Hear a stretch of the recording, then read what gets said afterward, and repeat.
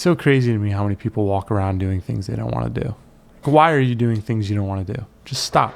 You will never get this time back. It's gone. Good morning, Mr. White. It's day 10,519. I know you are going to make it count. But first, you need coffee. Don't worry, I've already started it for you.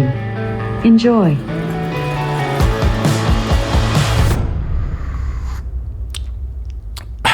Woo! What's up, sexy people? Today I'm in the studio with Ryan. Looks like it's cold. It's time to make some music, so I gotta run. I'm off to the studio. Grab my laptop. You know, I have like 5 chargers for this MacBook so that I can have one at my desk, one on my couch, one on my coffee table, one that stays in my bag, one at the office. But seem to be missing like 3 of them. I have a lot of shit I was getting done this morning. I was in a rush trying to get to the studio. The whole time in my head I'm thinking like it's probably gonna be like 30 minutes late. Turns out 3 minutes early. Yo Tim, what are we gonna do today? We're gonna make some fucking music. Woo! That's better. Sure? Let's go. Back at it. See, if you push the button twice, it works. So what genre are we doing today? Are we doing like psychedelic funk, like some experimental chill jazz? Or are we just sticking to the usual detrimental, experimental, psychedelic, old school, folk death metal? So right now we're working on a song that is like 90% done. It's almost ready to mix. I feel like there's a couple spots that could use fresh production. So we're just doing a little additional production. And right now I'm trying to come up with a cool piano part for the section right before the drop, which is effectively the chorus, I guess. So I think we got something good, but right now I need some Chipotle. Same. Oh, it's good. I got the Chipotle, the burrito bowl, little double carne asada, a little sour cream, a little cheese, some black beans, fajita veggies, some guac, of course. It's gonna be good, but first I need coffee. Woo! That's better. That was delicious. I can get back into making music right now, but this is a reminder that it is 8 days away from the release of This Is Love. 8 days. Go pre-save, link in the description of this video. Go pre-save it right now. This Is Love, out in 8 days. Working on music here. The breakdown, the bridge needs a little something extra. So I'm figuring out what that is right now. Ryan right now, he's picking up some coffee because we're out. Got something good. Printing stems right now, then we'll bring it out of Ableton into Pro Tools, do some final touches, a little mixing, and then we'll send it out to do for a proper mix and mastering, and then we'll put it out. Back in the White House, back from the studio. Got a record back from mastering today, and there was played it back in the studio, and there was a glitch in the file. I don't know if it got corrupted on the transfer or if like it was a bad render or something or what happened, but it's actually crazy. Happy we caught it, because if we hadn't caught it, that file very easily could have gotten sent out to distribution and been delivered to Spotify and Apple Music, and then you would have listened to the song, and 2 minutes in, all of a sudden heard this like bizarre glitch in the track, and it would have been there forever. So I'm really relieved that we found that before we sent it out. I've seen that happen before. There's a song off of one of Hanson's early albums called Man from Milwaukee, and it's like talking about this crazy guy who like carries a yellow walkie-talkie and comes from Milwaukee and says he's talking to like aliens or something. It's a great song, and it has like a really catchy riff in it and stuff, and I love it. I think it's great songwriting, and I originally heard it way back like on CD, and so when I went a couple years ago to listen to it on Spotify, I just randomly remembered it one day, and I was like, hey, let me check this out on Spotify. And I go into Spotify and I go to play the record, and the record has like 60 seconds of white noise on it. There's no song. The rest of the album plays fine, but then when you go to that song, it's like 60 seconds of white noise. It's just like static. It's like for a whole minute, and then it's over. You can't hear the song. And so I like went into like my friend's account and I listened to it, and it was the same thing. I went on like a different computer. It was the same thing because someone didn't catch the mistake when it got distributed. And the record came out years before Spotify, and it wasn't exactly a hit song, so I guess no one picked up on it. But I caught it and I tweeted at Hanson, and I was like, yo, there's something up with this record. 2 or 3 weeks later, I guess they had the record removed and it was then resent out. It's just funny that even at major labels, that's something that happens. People make mistakes and they don't get caught. So it's crazy. I'm so happy that we caught that today. That's being corrected right now as we speak, and I'll be checking on that later tonight.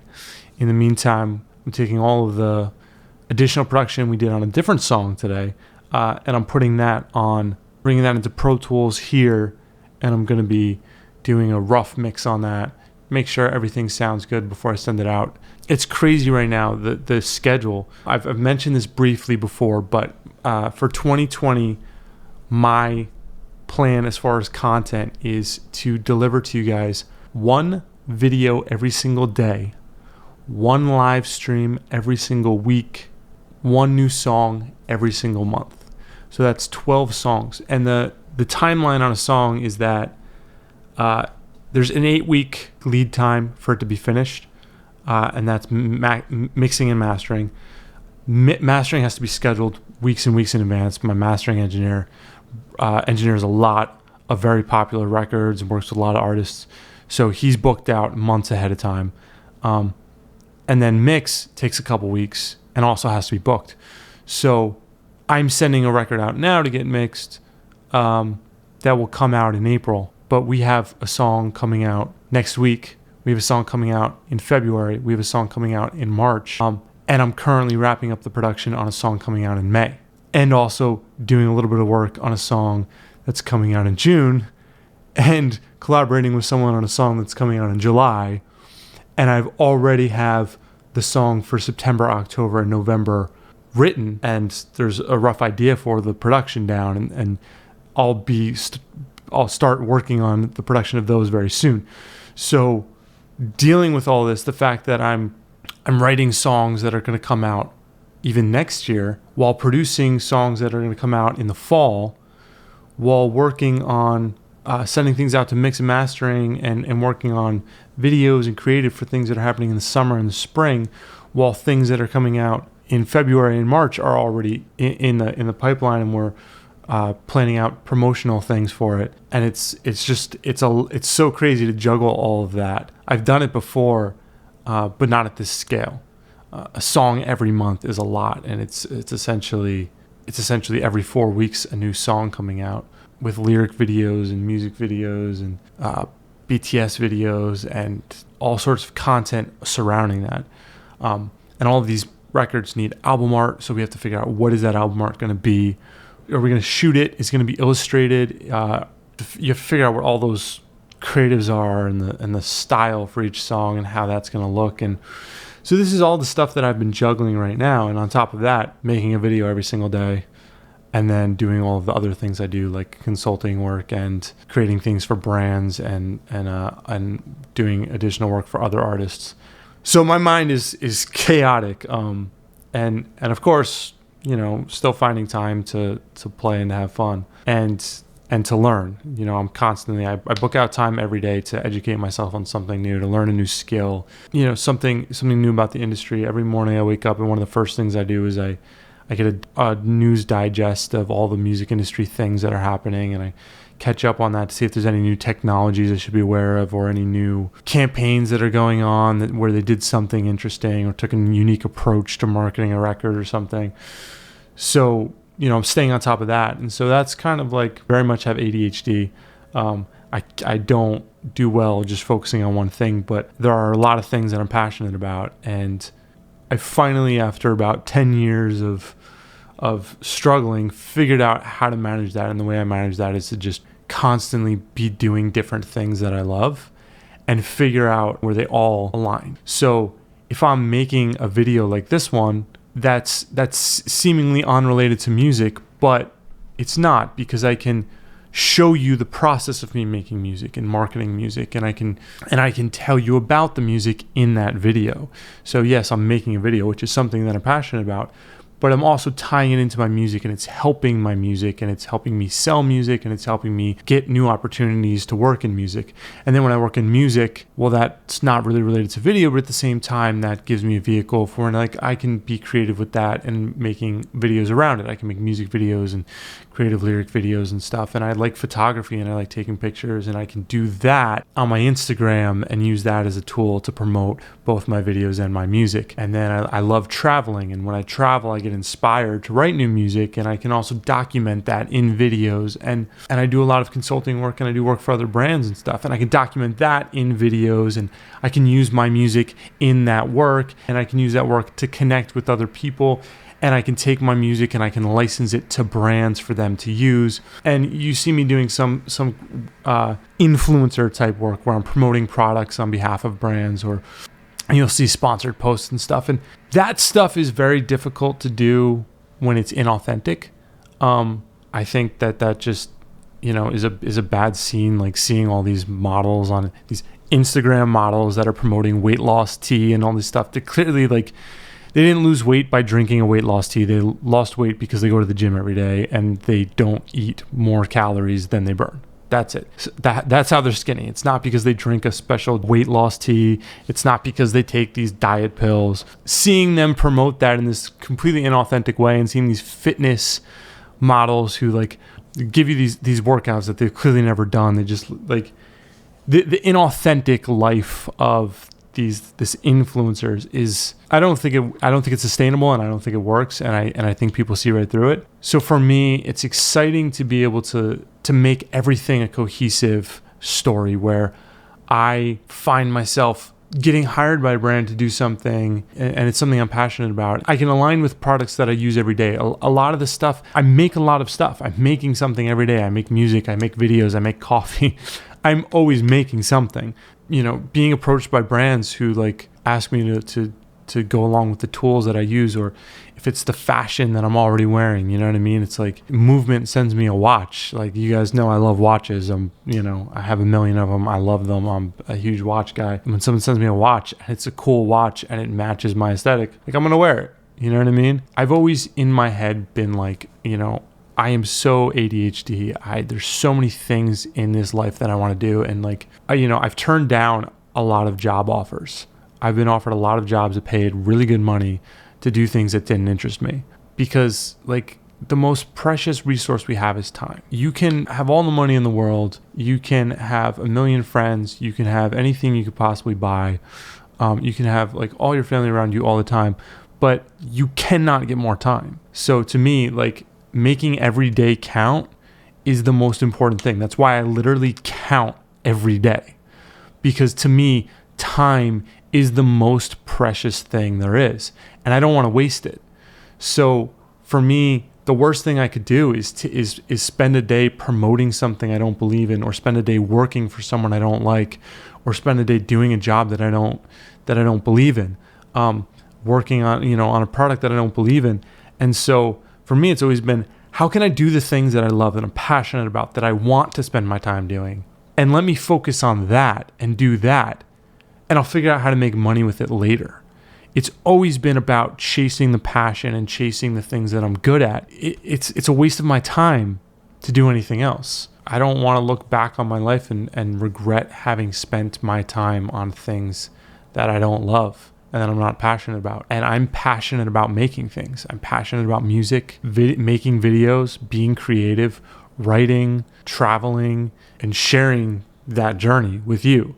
So that's what this is. This is me just chasing the things that I like, and it's all over the place. And that's why there's no rhyme or reason in this channel. That's why there's me talking about music one day, and there's me making a video the next day, and there's me building a computer or 3D printing something, or flying a drone, or traveling somewhere, or sitting around or making a coffee. Like, I'm always doing the things that interest me at any given moment. That's all I want to do. I want to do the things that interest me, and I'll figure out how to pay for it later. It's worked out for me pretty well. I mean, I'm doing okay. I'm so grateful that I'm able to record this video from a very nice apartment in the Upper West Side of Manhattan. I work with really great people, and I'm able to eat well and to stay healthy, and I do it while spending every day doing things that I love, and that's all I could ask for. The point I'm trying to make is just like I never, like, people always ask me, they're like, what do you do when you're bored? Like, I cannot remember a time in my adult life where I was bored. Since I was a kid, I've just always been curious, and I've always been like, any moment was like, oh, let's learn something. Like, here's a computer, let's take it apart, let's put it back together, let's see if we can make it work. Like, oh, there's this thing called DJing, what's that? Oh, I'd hear a song on the radio and I'd be like, how do you make that? How does it go together? How do you hear these sounds in records? And I wouldn't know, like, oh, that's a guitar and that's a synthesizer. I didn't know what a synthesizer was. So for me, it was like, rip it apart, figure out what it is. And like everything in life, I've always done that. I reverse engineer life and I try to understand it. And that's how I've always been. As long as there's things that I don't know, I will never be bored. I'm just like, there's so many questions I have right now. Like, I mean, if you took everything away from me except for a phone, I would just sit here Googling things and like, I wouldn't be bored. I'd be like, oh, how does like this work? How does like, who thought of this? Like, how does that's the way I'm wired. And so like, people are like, what do you do when you're bored? And I'm like, that's almost like a sad thing to me. Like this idea that there's people out there who are sitting there trying to fill their time with something. And it's like looking for things to fill their time. I have nothing to do. Let me like find a new TV show to watch to fill my time, or let me find a new like video game to play to fill my time. And it's like, look, like there's nothing again. I have nothing against watching TV. If that's what you want to do and like you enjoy it, then you should do it. And if you like video games and spending your time doing that is gonna have a positive effect on you, then that's something totally that you should do. But doing something just because you have no other option is like the most insane thing to me, because it's like I spend every minute that I have figuring out how I can have more minutes. I'm constantly like saying like, how can I do things faster? One of the things that I've loved about this experience so far for the last 3 weeks doing these daily vlogs is that every day is this challenge of, okay, you know that you have to film an entire video today. You have to edit that entire video today. You have to upload it, come up with a title and a thumbnail, get it on YouTube, get it on Facebook, get it scheduled. And you have to make it interesting, and you have to put music behind it. And you have to do this in such a fast manner because you have to do something interesting enough on the day that people want to watch it, but you have to leave yourself enough time at the end of the day that you can edit it and upload it. And then on top of all of that, you still have to eat, sleep, and do everything that you normally do in a day. It's been this crazy challenge of, okay, how can I edit things faster? How can I get things right in the first take and not have to record it twice? How can I format things in a way where I can kind of have a little formula to how it goes? Here's the hook at the beginning of the video. Here's the intro, which I already have made. Here's the arc of the story, and then I'll put in an ending here, and then have the end card that comes in at the end with the music. Just figuring out how can I organize this, figuring out that whole process. Can I shoot things on an iPhone so that I can start editing it on the iPhone before I even get home, and then finish editing it on my computer? Things like that, just figuring out how to move faster so that there's more time. I mean, I have 24 hours in a day. You have 24 hours in a day. I can spend 3 of those hours watching television, but then I can't put out these videos. And if I put out these videos and it takes me 8 hours, then I don't have time to make music. So I have to figure out what would normally take 8 hours, how can I do it in 2 hours, which buys me 6 hours to make music. And then if I also want to take photos, I need to figure out how can I make music in 5 hours and then have an hour to take photos. And like, that's my thought process. So it blows my mind when people ask me like, what do you do when you're bored? What are you passionate about? Do that. Like, do you like drawing? Draw something. Do you like rock climbing? Go climb something. Do you like cars? Like, go work on one. Do you like music? Go make some. Go listen to some. Like, go to you have to be passionate about something. And like, if you're walking around life and you don't know what it is that you're interested in, like, you're just going through the motions. You know what I mean? I just feel like I see so many people in my life who are successful and they have money and they have a nice house and they have friends, and they seem so miserable to me. I know people who have seemingly nothing but spend every day doing something they love, and they're the happiest people in the world. I don't ever want to spend a day doing something that I'm not passionate about. I want to make every day count. That's why we're here. The moral of the story is monetize your life. Live the life you want to live, and then monetize it, you know?